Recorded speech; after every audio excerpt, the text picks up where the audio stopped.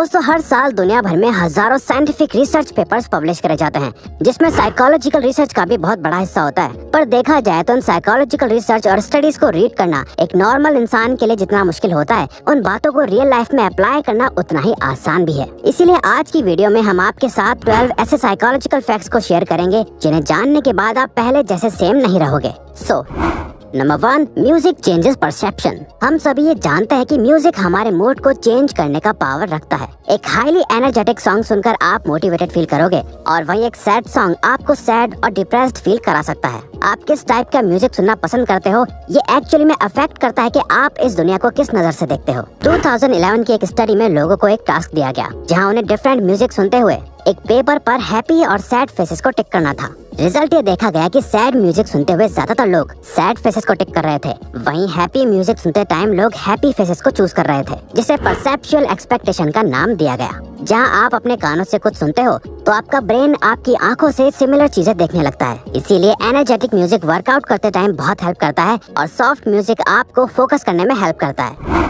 Dunning Kruger effect. 1999 में 2 social psychologist ने ये डिस्कवर करा कि इंटेलिजेंट लोग हमेशा अपने आप को एक बिलो एवरेज पर्सन की तरह ट्रीट करते हैं। वो कभी भी खुद को बाकियों से ज्यादा स्मार्ट नहीं मानते। वहीं दूसरी तरफ एवरेज आईक्यू वाले लोग इसका बिल्कुल ऑपोजिट करते हैं। उन्हें हमेशा ये लगता है कि वो बाकियों से ज्यादा बेटर है। इसीलिए अगर आप ऐसे लोगों से मिलो जो हर बात में खुद को सुपीरियर शो करते हैं, जो ये दिखाते हैं कि वो कितने ज्यादा स्मार्ट हैं, तो समझ जाओ कि ये बस एक डनिंग-क्रूगर इफेक्ट का असर है। वो असल में इतने इंटेलिजेंट नहीं है जितना वो दिखा रहे हैं, क्योंकि एक हाईली इंटेलिजेंट पर्सन कभी भी अपनी नॉलेज से सेटिस्फाइड नहीं होता। वो हमेशा खुद की एबिलिटी पर डाउट करता है, क्योंकि उन्हें लगता है कि वो और बेहतर हो सकता है। फॉर एग्जाम्पल, आपने अक्सर ये तो देखा ही होगा, जो दोस्त ये कहता है कि उसने एग्जाम के लिए कुछ नहीं पढ़ा, वो बिल्कुल प्रिपेयर होकर नहीं आया था। मोस्टली केसेस में उसी फ्रेंड के अच्छे मार्क्स आते हैं, जबकि उसने बोला था कि मेरा एग्जाम अच्छा नहीं गया, मैं और अच्छा कर सकता था। क्योंकि मानो या ना मानो, वो सच में थोड़ा ज्यादा इंटेलिजेंट पर्सन है। Singing reduces anxiety. इमेजिन करिए आप अपनी कार ड्राइव करते हुए अपने काम पर जा रहे हैं, जहां आपको एक इम्पोर्टेंट प्रेजेंटेशन डिलीवर करनी है। सो नेचुरली आप नर्वस और एंग्शियस फील करोगे। तो ऐसे मोमेंट में आप अपने आप को काम कैसे रखोगे? साइकोलॉजी कहती है कि अगर आप ऐसे टाइम पर अपना फेवरेट सॉन्ग प्ले करके खुद भी सिंगिंग करने लग जाओ। अब आपको ये सुनने में अजीब लग रहा होगा, पर सिंगिंग करने से आपके ब्रेन में एंडोर्फिन्स और ऑक्सीटोसिन रिलीज होने लगता है, जो अल्टीमेटली आपके स्ट्रेस लेवल को बहुत तेजी से कम कर देता है और आपके मूड को बेटर कर देता है। इसके अलावा ये आपके हार्ट रेट और कॉर्टिसोल लेवल को लो कर देता है, जिससे आप काम और कॉन्फिडेंट फील करने लगते हो। Power of silence. अगर आप चाहते हैं कि कॉन्वर्सेशंस आगे बढ़ती रहें, पर आपको समझ नहीं आ रहा कि क्या बात करें, तो इसका सबसे सिंपल तरीका है अपने पार्टनर से कोई भी एक क्वेश्चन पूछ लो और जब वो आंसर दे दे, उसके बाद भी आई कांटेक्ट मेंटेन रखो और आपका पार्टनर साइलेंस को अवॉइड करने के लिए कुछ न कुछ बात करने लगेगा। स्टडीज में देखा गया है, जब कोई पर्सन आपके सामने ओपन होने में स्ट्रगल करता है या अपनी फीलिंग्स को हाइड करता है, इस टाइम पर इंफॉर्मेशन निकलवाने के लिए बस एक क्वेश्चन पूछो और कुछ देर साइलेंट हो जाओ, क्योंकि किसी भी कॉन्वर्सेशन के बीच साइलेंस अच्छा नहीं लगता, जिसे अवॉइड करने के लिए वो इंफॉर्मेशन शेयर करने लगता है या आपसे क्रॉस क्वेश्चन पूछने लगता है, जो अल्टीमेटली कॉन्वर्सेशन को मेंटेन रखता है। Playing dumb. अगर आप किसी के सामने अपना गुड इंप्रेशन बनाना चाहते हो, तो किसी ऐसे टॉपिक के बारे में बात करो जो उन्हें बहुत पसंद है और उसके बारे में उनसे सीखो। फॉर एग्जाम्पल, आप किसी से मिले जिसे कार्स में बहुत इंटरेस्ट है। अब हो सकता है कि आपको भी कार्स के बारे में बहुत नॉलेज हो, पर उनके सामने ऐसे प्रिटेंड करो जैसे आपको उनसे कम नॉलेज है और उनसे क्वेश्चंस पूछो, तो सामने वाले पर्सन को कॉन्फिडेंट और स्मार्ट फील कराएगा और वो आपसे बात करने में और इंटरेस्ट शो करेंगे, क्योंकि वो जिस बारे में बात करना चाहते हैं आप उसमें अपना इंटरेस्ट शो करते हो, जो आपको एक लाइकेबल पर्सन बनाता है। और वैसे भी दलाई लामा का कहना है कि जब आप बात करते हैं तो आप केवल वही दोहरा रहे होते हैं जो आप पहले से जानते हैं, लेकिन अगर आप सुनते हैं तो आप कुछ नया सीख सकते हैं। The snake man. अगर आप किसी ग्रुप में हैं या किसी एक पर्सन के साथ भी हैं, जहां आप डिनर या लंच पर मिलने आए हो और आपको लगता है कि कोई कन्फ्लिक्ट क्रिएट होने वाला है, आपकी कॉन्वर्सेशन जैसे जा रही है, आप लोगों की लड़ाई हो सकती है, तो इस सिचुएशन को अवॉइड करने के लिए अपने सामने रखा खाना खाने लग जाओ, क्योंकि अकॉर्डिंग टू साइकोलॉजिस्ट्स, ईटिंग एक कामिंग एक्टिविटी है। जब लोग कुछ खा रहे होते हैं तो बाकी लोग उस एनवायरनमेंट में कंफर्टेबल फील करते हैं। तो जब भी आपको लगे कि कोई बहुत ही अग्रेसिव हो रहा है या आप लोगों की बहस होने वाली है, तो उस पर्सन के पास जाके बैठ जाओ और उन्हें कुछ खाने को ऑफर करो। ऐसे टाइम पर एक सिंपल चॉकलेट भी आपकी रिलेशनशिप को बहुत हेल्प कर सकती है। Forming a habit. आपने कभी ये सोचा है कि एक हैबिट को फॉर्म करने में कितना टाइम लगता है? पहले ये माना जाता था कि कि किसी भी हैबिट को फॉर्म या ब्रेक करने में सिर्फ 21 डेज का टाइम लगता है, पर एक न्यू साइकोलॉजिकल रिसर्च के अकॉर्डिंग किसी भी हैबिट को बिल्ड करने के लिए अराउंड 66 डेज लगते हैं। इसीलिए जो लोग ये सोचकर कोई भी न्यू हैबिट बिल्ड करना स्टार्ट करते हैं कि 21 डेज के बाद उन्हें आदत पड़ जाएगी, और जब वो 22nd डे पर फेल हो जाते हैं तो उन्हें बहुत डिसअपॉइंटमेंट होती है और वो क्विट कर देते हैं। रिसर्च के अकॉर्डिंग अगर आप 66 डेज को 3 फेजेस में बांट दें, जहां शुरू के 22 दिन आपको बहुत अनकंफर्टेबल फील होंगे, नेक्स्ट 22 दिन आपसे बिल्कुल हैंडल नहीं होंगे, आप ऑलमोस्ट क्विट कर देंगे, और लास्ट 22 डेज के बाद आप एक मोमेंटम बिल्ड कर लेंगे, जिसके बाद वो हैबिट आपके माइंड और बॉडी से कनेक्ट हो जाएगी, आपकी रूटीन में आ जाएगी और आप सक्सेसफुली हैबिट बिल्ड कर लेंगे।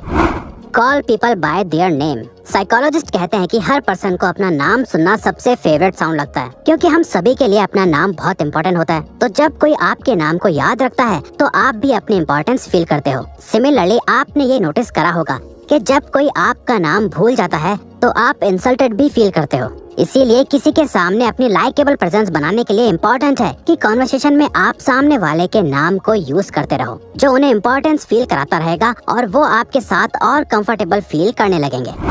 मल्टीटास्किंग। क्या आपको लगता है कि आप मल्टीटास्किंग कर सकते हो? न्यूरो साइंस के अकॉर्डिंग हमारा ब्रेन एक टाइम पर सिर्फ एक ही चीज पर फोकस कर सकता है। कई बार जब आप 2 काम एक साथ कर रहे होते हो तो आपको ऐसा लगता होगा कि आप मल्टीटास्किंग कर रहे हो, पर रियल में आपका ब्रेन बहुत ही तेजी से उन दोनों कामों के बीच अपना फोकस शिफ्ट कर रहा होता है। हम चलते चलते एक दूसरे से बात करते हैं क्योंकि ये बिहेवियर्स ऑटोमेटिक और ऑटो पायलट मोड से होते हैं। वहीं ऐसे टास्क जिनमें बहुत फोकस करने की नीड होती है, वहाँ वो साइमल्टेनियसली काम नहीं कर सकता। फॉर एग्जाम्पल बुक रीड करते हुए टीवी देखना। अब यहाँ पे आपको लगेगा कि आप दोनों काम एक साथ कर रहे हो, पर रियल में एक टाइम पर आपका फोकस या तो रीडिंग करने पर है या टीवी देखने पर। Provide a choice. अगर आप चाहते हैं कि सामने वाला पर्सन एक डिसीजन ले जो आपके फेवर में हो, तो सिंपली उन्हें ऑप्शंस दो जो आपके डिसीजंस के फेवर में हो। फॉर एग्जाम्पल, अगर कोई अपने बच्चे को पढ़ाई करने के लिए बोलना चाहता है तो सिंपली उसे ये बोलने के बजाय कि जाओ पढ़ो, उन्हें चॉइस दो कि चलो पढ़ाई का टाइम हो गया, पहले इंग्लिश पढ़ोगे या मैथ्स।